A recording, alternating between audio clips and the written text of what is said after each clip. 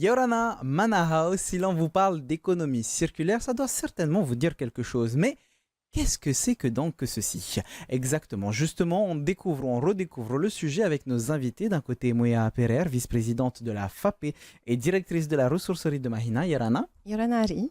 Et de l'autre côté, nous avons Heinui Tepahawei Teipari, chef de projet gestion des déchets à la Direnne. Yorana. Entre réparer, recycler, réutiliser, comment pouvons-nous réduire notre impact sur nos îles et créer de la valeur sociale et économique ici, en Polynésie française? C'est tout un programme qu'on voit tout de suite dans Manava, votre émission Infoservice.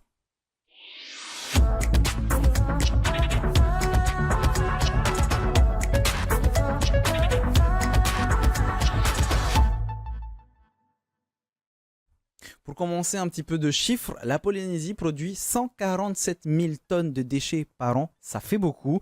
Elle en traite un peu moins de la moitié, alors qu'une grande partie pourrait être justement valorisée, que ce soit à travers le recyclage ou la réutilisation. Justement, la DIREN prévoit l'ouverture de près d'une vingtaine de ressourceries d'ici 2030 pour encourager la réutilisation et la réparation des objets. Pour l'instant, seule une poignée de ressourceries existe sur le territoire. Le défi est de taille, mais chaque action compte. Justement, Ainoui, on commence avec toi. L'économie circulaire. Donc, c'est un joli terme, mais en définitive, qu'est-ce que ça veut dire, s'il te plaît?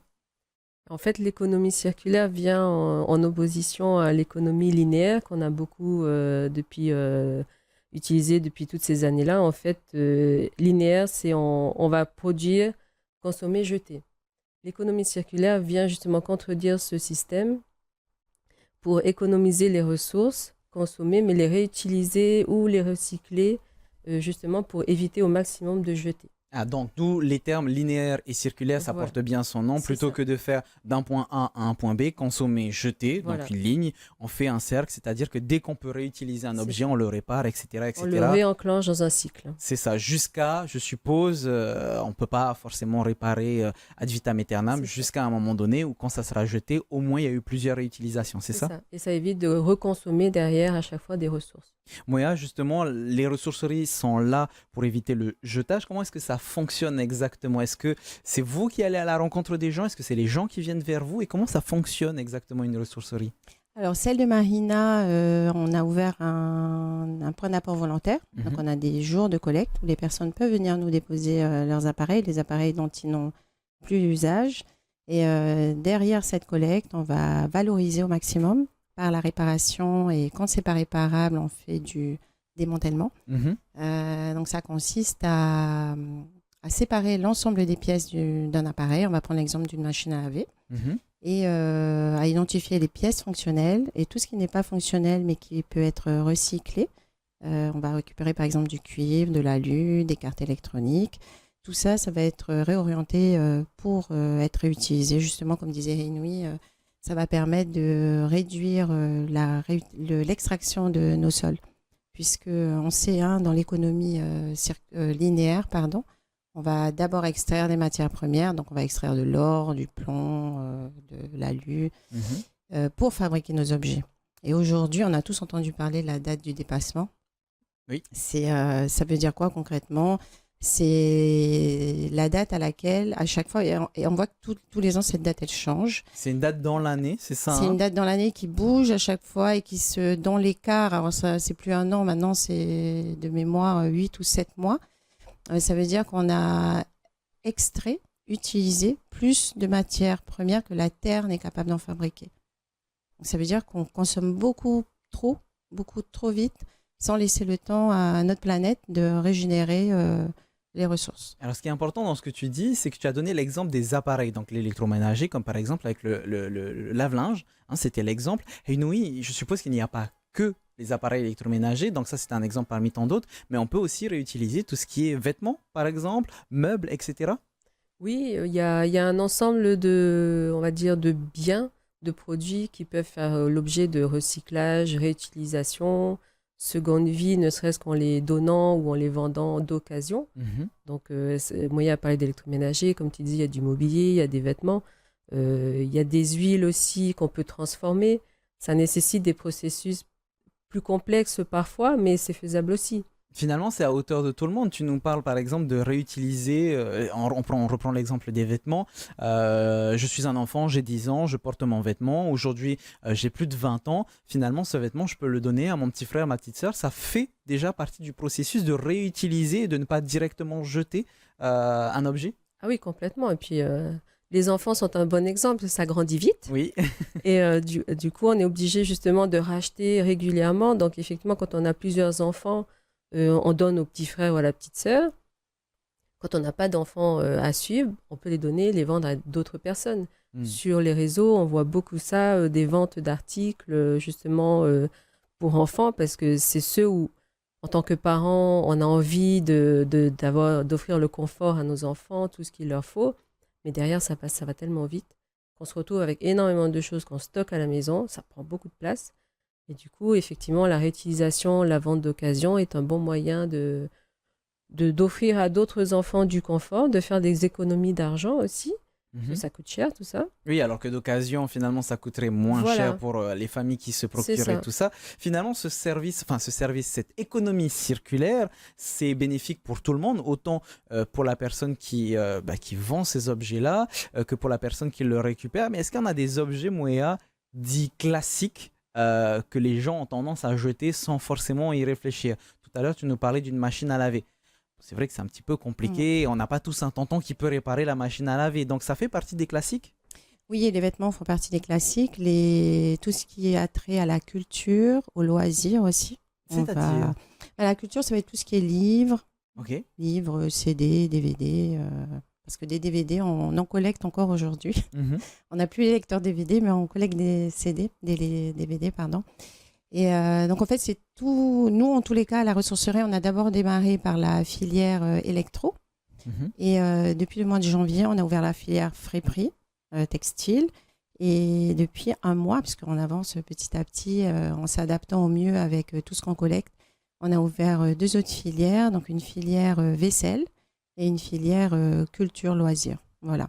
Et tout, comme disait Inouï, ça permet de faire des économies, mais aussi et surtout, et le message qu'on essaie de délivrer, c'est au lieu de racheter derrière du neuf, on va racheter de la seconde main, on va racheter du reconditionné.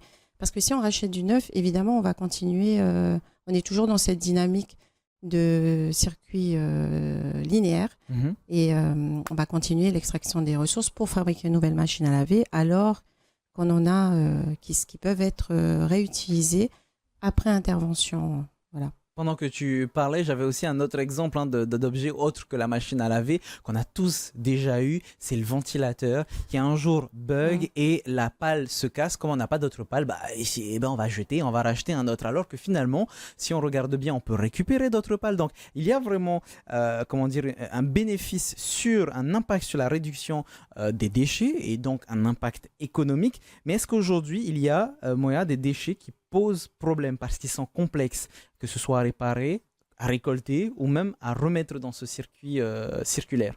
Alors là, de suite, je pense aux télévisions. C'est vraiment, télévision, ordinateur, imprimante.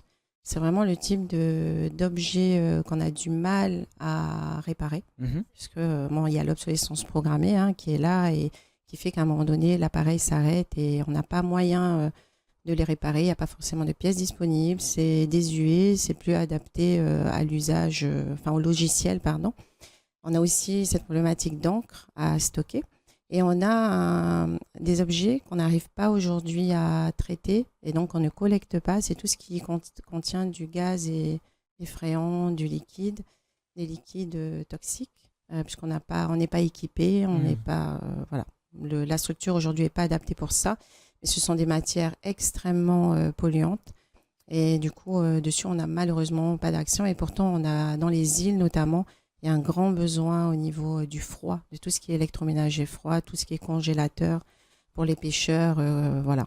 Donc ça, c'est un gros problème. Tout ce qui fait du froid, on est en train de travailler dessus avec une entreprise pour essayer de voir comment on peut collaborer pour éviter que ces matières et que ces fluides et ces gaz se retrouvent dans l'atmosphère et pouvoir mieux les réparer. C'est d'autant plus important ici en Polynésie française, je suppose à Inouï, de pouvoir avoir ce genre de circuit, de circuit circulaire, puisque finalement, on le sait, on a la mer à quelques mètres à peine. Donc, s'il y a un déchet, ça veut dire une pollution potentielle ici dans notre beau lagon ou dans notre verdure. En fait, la problématique de la Polynésie, c'est son insularité. D'être une île, en fait, on n'a pas tout l'espace justement pour mettre en place des centres de traitement de déchets. On n'a pas toutes les ressources en eau, par exemple, pour faire du traitement.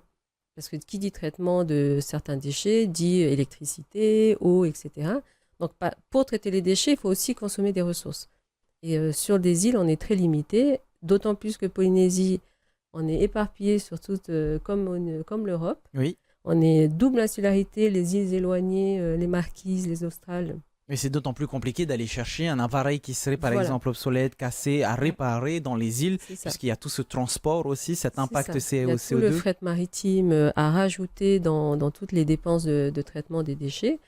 Et donc, c'est pour ça que la problématique des déchets, il faut vraiment la prendre à bras-le-corps, parce qu'au niveau de la population, de se rendre compte que prendre de la seconde main, réparer, c'est faire un geste aussi pour notre Fénois, parce que si on ne le fait pas, on ne va pas avoir des centres d'enfouissement technique sur toutes les îles, partout, sur toute Haïti.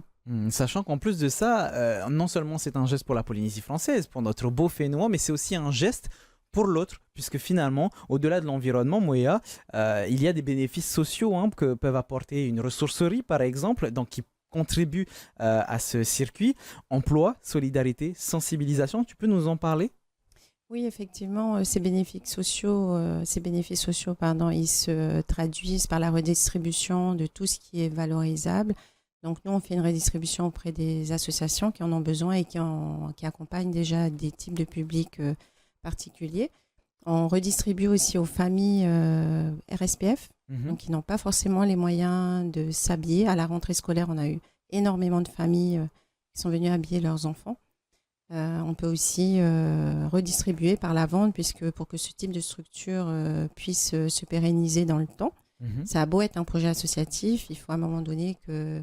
Il faut qu'il y ait une rentabilité, c'est normal. Voilà. Une rentabilité, ce terme ne convient pas tout à fait, mais au moins qu'on puisse à minima prendre en charge nos propres frais de fonctionnement, dégager du fonds propre pour pouvoir faire fonctionner la structure de manière pérenne. Parce que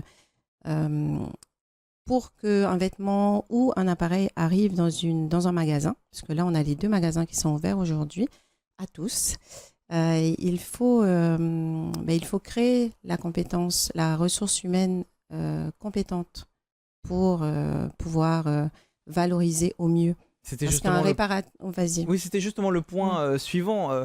Pour pouvoir réparer ce genre de machine, on reprend l'exemple du lave-linge, il faut pouvoir le faire, savoir le faire. Et c'est justement dans cette optique-là que la ressourcerie permet aussi de pouvoir créer des métiers, des vocations, parfois. Oui, alors on croit que quand on est réparateur de machines à laver, on valorise. Alors, c'est pas tout à fait pareil. Quand on est réparateur de machines à laver, on va identifier la pièce défaillante, on va la changer et puis voilà, ça s'arrête là. Quand on valorise, on est formé pour mettre de la valeur ajoutée sur tous les éléments qui composent un appareil. Ça veut dire qu'on est capable d'identifier que dans tel appareil, on est en mesure, pour cette pièce, de la réutiliser, de la mettre en recyclage. Alors, on est en mesure on a en tête tout le circuit des déchets au final, avec l'objectif de limiter au maximum l'enfouissement. Aujourd'hui, en termes de déchets, on a du plastique et de l'acier qu'on essaye de valoriser, mais malheureusement, ça coûte beaucoup trop cher. Donc, du coup, ce sont les 2 matières aujourd'hui qui sont enfouies au niveau de la ressourcerie sur l'ensemble des objets qui sont déposés. J'aimerais maintenant me tourner... Oui, Hainoué, un petit mot peut-être. Je voudrais rajouter, effectivement, comme dit Moya, on enfouit. On a très peu de filières à l'export. On a tout ce qui va être recyclable, donc le bac vert. Mais effectivement, nos seules solutions aujourd'hui, c'est l'enfouissement ou l'export. Donc, dans les 2 cas, ça coûte cher. Ça mobilise beaucoup de ressources. Donc, l'objet des ressourceries, c'est aussi d'être un autre outil à la disposition de tout le monde, des collectivités, de la population, pour éviter de produire des déchets. Alors on le voit, hein, là, finalement cette économie circulaire, ça a plus d'avantages que d'inconvénients finalement, que ce soit dans la réutilisation de certains objets, l'absence de déchets ou en tout cas la réduction de déchets, ça peut même avoir cet aspect solidaire où certaines familles un peu plus modestes par exemple pourraient se fournir, que ce soit en vêtements ou autres. Mais est-ce qu'il y a des difficultés si tout était beau, ça serait beaucoup plus simple. Mais je suppose qu'il y a des difficultés au développement de cette économie circulaire à Hainaut. Oui, alors déjà d'une part, on a des habitudes quand même hein, qui sont ancrées de consommer, jeter, acheter, racheter. Enfin, donc aujourd'hui, on essaie de changer ces habitudes en montrant l'intérêt justement via les ressourceries, via les actions de Moya, aussi au travers de Tataï, hein, des actions Tataï.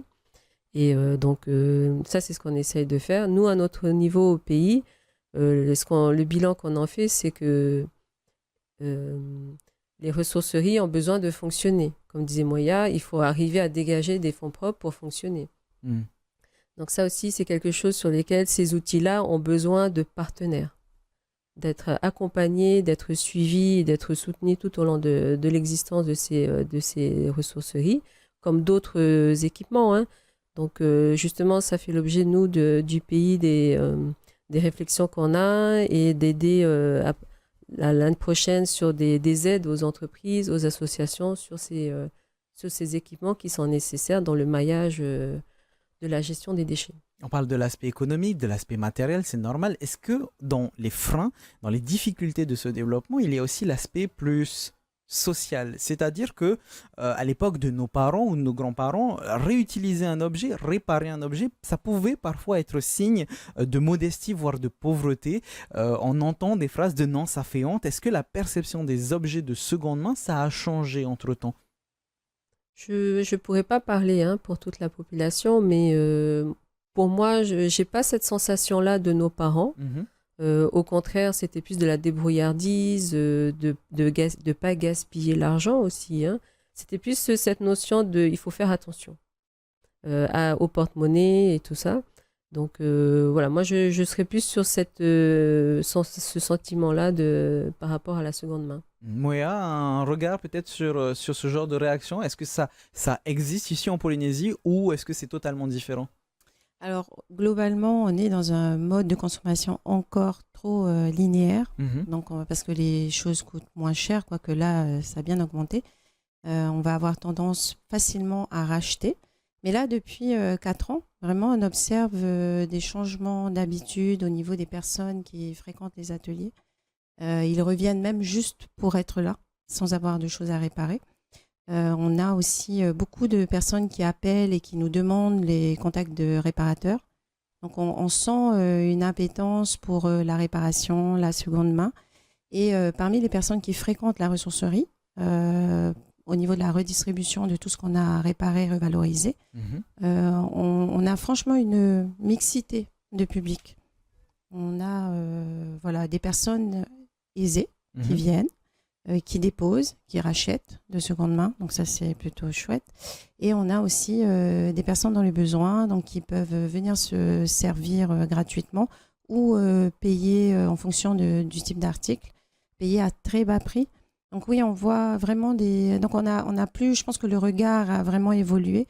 Ça met du temps, mais vraiment beaucoup de temps. Moi, je trouve que ça met du temps, mais on y est. Justement, comment dire, l'évolution arrive hein, petit à petit, si on est dans ce mindset, comment on dit en français, dans ce courant de pensée. Qu'est-ce qu'on pourrait mettre en place, nous, à la maison, justement pour réparer, recycler, réutiliser, que ce soit des vêtements ou des objets au quotidien? Est-ce qu'il y a déjà des astuces ou est-ce que vous avez déjà remarqué des choses que tout le monde, tout un chacun pourrait faire déjà chez soi? Alors, réparer, c'est pas donné à tout le monde. C'est pour ça que les ateliers, on continue de les faire. Par contre, tout ce qui est réutilisation, je pense qu'avec la loi qui interdit le plastique à usage unique de manière progressive là, depuis quelques années, puisque ça a commencé par le sac plastique en 2022, je pense que aussi bien au niveau des consommateurs que des distributeurs, donc les restaurants, les vendeurs de plastique, il y a cette prise de conscience-là qu'il faut mieux choisir en achetant. Donc, faire des choix un peu plus un peu moins impactant, un peu plus durable pour notre île, pour la préserver. Est-ce qu'on peut utiliser le terme un peu plus responsable? Un peu plus responsable, oui, Mhm. c'est bien. Et donc, par exemple, quand tu vas à la roulotte, eh ben, tu penses à prendre ta boîte, ton tupperware pour embarquer tes restes. Si tu en as, ça évitera des De demander barquettes une en barquette. plastique pour Mhm. l'instant qui sont là, mais qui vont être amenées à disparaître. Et ça va permettre aussi, parce qu'à la place, on a des contenants dits biodégradables, mais qui ne se biodégradent pas malheureusement dans des conditions à la maison. Par exemple, si tu balances dans ton compost, ça répond pas aux normes biodégradables en domestique, pardon. Mhm. Et donc, du coup, ça va éviter aussi cette consommation de matières premières, certes végétales, mais qui contient quand même des additifs qui fait que ça reste un déchet qui va polluer notre île. Hinoui, est-ce qu'on encourage davantage ce collaboration? Comment est-ce que l'on fait pour encourager davantage ce genre de collaboration, que ce soit entre les communes, les associations, pour l'économie circulaire? On met en place des projets comme par exemple, je le disais en début d'émission, une vingtaine de ressourceries en Polynésie française d'ici 2030. C'est un projet qui est utopique ou réaliste au vu des changements de mentalité? C'est pas utopique. Après, il faut se donner les moyens, c'est surtout ça. Et on a commencé avec des projets, des initiatives comme Moya. Donc, ça a commencé il y a quelques années sur Anguirua, Mahina, on le voit à Bora Bora. Et donc, nous, l'objectif, c'est justement pour atteindre cette cible, c'est comme je disais tout à l'heure, de lancer des aides, de proposer des aides à partir de l'année prochaine aux entreprises, aux associations, pour justement doter tout le territoire de ces outils-là. Mhm. Et donc, il y a celui-là. On a également lancé déjà cette année avec le concours de l'AFD et du SPREP, donc c'est le secrétariat du Pacifique, justement un appel à projet pour la création d'une ressourcerie. Donc, l'appel à projet a été lancé en mai, il se finit le 30 septembre. Donc, on invite vraiment tout porteur de projet qui viendrait avec des partenaires. Comme je disais tout à l'heure, c'est très important d'avoir soit une collectivité, une commune, soit une entreprise, soit une association. Enfin, voilà, il faut s'entourer des personnes qui vont permettre que ce projet vive dans le temps. Donc, c'est comme ça qu'on espère justement atteindre ces objectifs. L'économie circulaire, c'était notre sujet d'aujourd'hui. C'est bien plus qu'une question environnementale. Ça permet de créer des emplois, ça permet de renforcer la solidarité, de sensibiliser nos populations à consommer autrement, plus responsable. Pour vous montrer qu'il ne tient qu'à nous de faire un pas vers le changement, notre équipe a rencontré Laetitia Beck d'Échange Tendance dans vos questions express en images. Alors bonjour, je m'appelle Laetitia et je suis la fondatrice de la boutique Échange Tendance.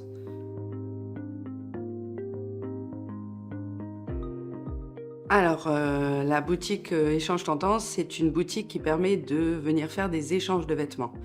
Donc que des vêtements de seconde main. On peut apporter des vêtements qu'on n'utilise plus et prendre des vêtements qu'on va utiliser. C'est l'idée de la boutique. Comment ça se passe concrètement ? On arrive avec des vêtements qui sont crédités en étoiles et avec les étoiles, on peut reprendre d'autres vêtements dans la boutique. Ça va marcher avec un système d'abonnement, de forfait qu'on paye à la boutique et une fois qu'on a payé ça, on ne paye plus les vêtements, c'est vraiment un système d'échange.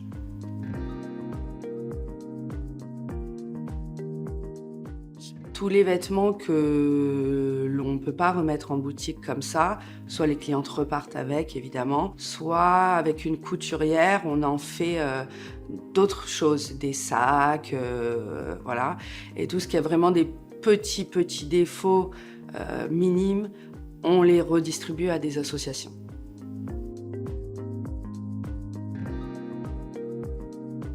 Alors, des difficultés pour mettre en place le système, c'était plutôt faire connaître le système, expliquer le système, comment ça se passe. Parce que c'est vrai qu'ici, on a tendance à revendre ses vêtements.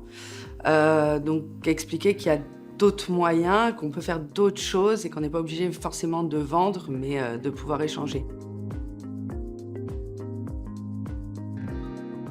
Je pense que ça devrait, après c'est peut-être pas possible sur tout, mais c'est surtout dans le cas de limiter les déchets parce qu'on sait qu'on est sur une île, que nos déchets vont pas être renvoyés tous et que ça crée une pollution énorme. Donc oui, ça serait bien que ça puisse se faire dans plein de domaines pour une question d'écologie, pour une question d'économie aussi. Et on pourrait vraiment échanger plein de choses. D'ailleurs, mes clientes me demandent de faire des choses pour la maison, de la vaisselle, du linge de maison, etc.